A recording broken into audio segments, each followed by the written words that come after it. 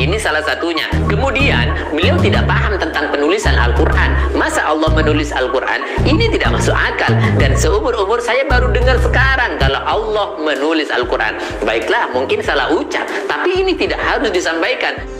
286 ayat ini ditulis oleh Allah di dalam surat Al-Baqarah ayat 100. Ditulis oleh Allah di dalam surat Al-Baqarah ayat 143. Wa kadzalika ja'alnakum ummatan wasata. Ini tidak umum disampaikan di tengah publik, apalagi oleh orang alim misalkan. Beliau mengatakan bahwasanya indahnya Allah menulis Al-Quran di dalam ayat menerangkan tentang tawassut atau i'tidal atau tengah-tengah. Ini di dalam surat tersebut pas di tengah-tengah ayat penulisannya. Allah luar biasa, dan diulangi lagi, Allah luar biasa menulis. Dan ini maha luar biasanya Allah. Ayat ini ditulis oleh Allah di tengah-tengah surat Al-Baqarah. Ditulis oleh Allah di dalam surat Al-Baqarah ayat 100. Al-Baqarah 286, ayat ini 143. 143 kali 2 jumlahnya 286. Ini jadi wasa. Allah tidak menulis, tapi Allah mewahyukan, Allah berfirman, Allah menurunkan wahyu. Kalau Allah menulis, enggak. Kalau Anda memang mengartikan kata-kata menulis dalam artian hakiki menulis, penulisan Al-Quran pertama yang diperintahkan oleh baginda Rasul SAW, yaitu sahabat Zaid bin Thabit, Ali bin Abi Thalib, Muawiyah bin Sufyan, dan Ubay bin Ka'ab, dan para sahabat yang lain meskipun tidak diperintahkan oleh baginda Nabi SAW. Tapi pada masa itu, penulisannya itu tidak serapi seperti Al-Quran sekarang, mushaf sekarang. Maka penulisan yang kedua yang dirapikan pada waktu itu di zamannya Sayyidina Utsman bin Affan, di mana Sayyidina Utsman bin Affan mengutus 5 sampai 12 orang sebagai satu tim untuk merapikan Al-Quran. Disitulah dinamakan mushaf Utsmani, dan kemudian dikembangkan, dimudahkan pembacaannya untuk mempelajarinya. Ada di sekitar di Indonesia, dicetak di Indonesia. Di situ dinamakan mushaf imla'i dan penulisan imla'i dan sebagainya. Silahkan baca tafsir, nggak usah besar-besar, tapi Jalalain saja. Itu artinya silahkan kamu bertanya kepada Yahudi dan Kristen. Maka dari kesimpulannya, kalau boleh kita tanyakan kepada Anda sebagai seorang muslim yang berimam kepada Al-Quran, apakah ketika Anda tidak paham tentang persoalan agama Anda harus tanya kepada orang Nasrani dan Yahudi? Kalau begitu Anda panik nggak? Panik nggak? Panik nggak? Ya panik dong, masa nggak panik? Bagaimana seorang muslim bertanya tentang keagamannya terhadap orang kafir? Ini bukan profesor, tapi prosesor. Bagaimana dia memproses kegaduhan umat, bagaimana dia memproses adanya liberalisme di dalam agama, bagaimana memproses munculnya Dajjal di tengah-tengah umat ini. Bagaimana video Kiai Said Aqil Saidot menyampaikan opininya dengan pahamnya sendiri, dan ini sangat tidak sesuai dengan apa yang ada di dalam inti Al-Quran tersebut. Bukan berarti orang Islam kalau nggak ngerti, kalau nggak tahu, tanya kepada orang kafir. Bukan begitu. Di dalam kesempatan ini kita akan mengupas tuntas tentang asbabun nuzulnya, di mana nuzilat.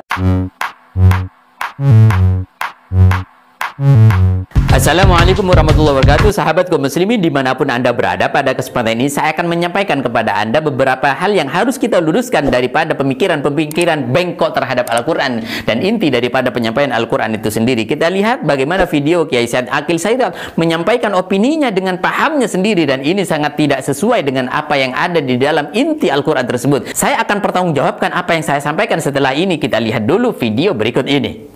Bahkan dalam Quran jelas sekali ada ayat yang sering dikutip oleh para mubaligh, fas'alu ahla dzikri in kuntum la ta'lamun. Tanyalah kamu kepada para mubaligh gini, tanya kamu pada para kiai, para ustadz, kalau kamu nggak ngerti, itu salah itu salah itu. Silakan baca tafsir, nggak usah besar-besar, tapi Jalalain saja. Itu artinya silahkan kamu bertanya kepada Yahudi dan Kristen. Ahli dzikri itu, tanyalah kepada ahli dzikr. Siapa? Al-Yahud wan Nasara. Itu dalam tafsir loh, tafsir. Jalalain saja lah, nggak usah besar-besar lah. Kalau kamu tidak ngerti, kalau kamu tidak tahu, in kuntum la ta'lamun, itu apa artinya? Artinya Nabi atau Quran membangun masyarakat Islam yang terbuka, yang toleran, yang mampu menerima kebenaran dari manapun.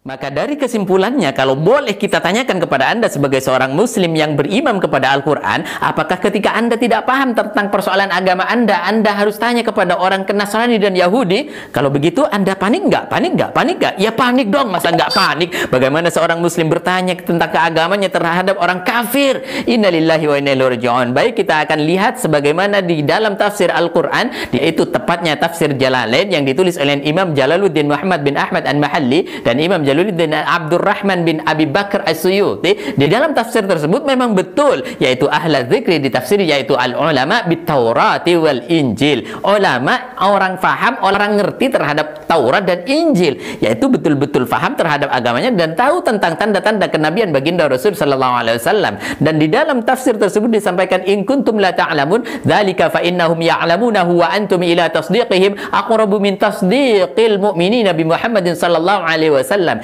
Yaitu bagaimana in kuntum la ta'lamun. Di dalam tafsir tersebut bagaimana seorang kafir Quraisy harus bertanya tentang adanya kebenaran Nabi Muhammad SAW.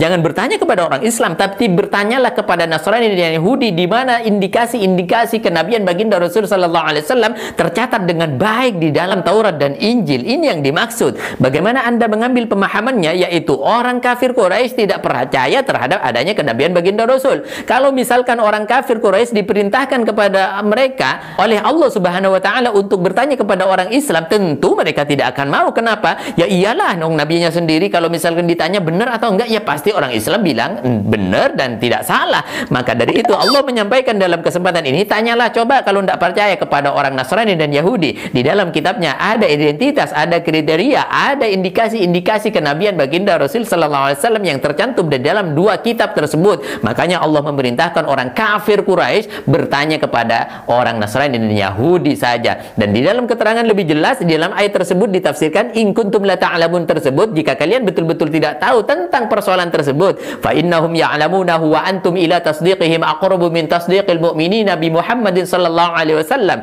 Jadi mereka disuruh bertanya kepada orang Islam karena mereka lebih percaya terhadap orang kafir Yahudi dan Nasrani atau Nasrani dan Yahudi daripada kepada orang Islam untuk bertanya identitas, keaslian dan keotentikan baginda Rasul sallallahu alaihi wasallam di dalam kenabiannya. Ini adalah persoalannya. Maka lebih jelas lagi kita akan bercerita tentang asbabun nuzulnya. Kenapa ini ayat dijelaskan sih? Kenapa ayat ini diturunkan? Bukan berarti orang Islam kalau nggak ngerti, kalau nggak tahu, tanya kepada orang kafir. Bukan begitu. Di dalam kesempatan ini kita akan mengupas tuntas tentang asbabun nuzulnya, di mana nuzilat fi musyriki Makkah angkaru nubuwwata Rasulillah sallallahu alaihi wasallam. Ayat ini diturunkan kepada orang-orang kafir musyrik Makkah, di mana mereka mengingkari tentang kenabian baginda Rasul sallallahu alaihi wasallam. Wa qalu Allahu a'lamu min ayyakuna rasul bashar. Daripada kesempatan ini kita jelaskan, mereka bertanya, mereka berbicara, mereka berhujjah bahwa Allah tidak mungkin mengutus orang manusia, paling tidak yang diutus Allah adalah malaikat. Ini dijawab oleh Allah di dalam ayatnya di dalam Al-Quran yang kita tadi bacakan bersama-sama, wa ma arsalna min qablika illa rijalan nuhi ilaihim, yaitu seorang anak Adam, seorang laki-laki yang diutus oleh Allah Subhanahu wa taala. Dan di dalam kesempatan ini sudah mematahkan pemahaman Kiai Sa'ad Aqil Siraj bahwasanya di dalam persoalan ini bahwa seolah-olah umat Islam harus bertanya kepada orang kafir, dan inilah agama yang terbuka, katanya seperti itu. Innalillahi wa inna ilaihi raji'un. Ini pelencengan terhadap intisari daripada Al-Quran. Lebih jelas lagi, lebih dipatahkan lagi, lebih dipukul lagi pemikiran Kiai Sa'ad Aqil Siraj ini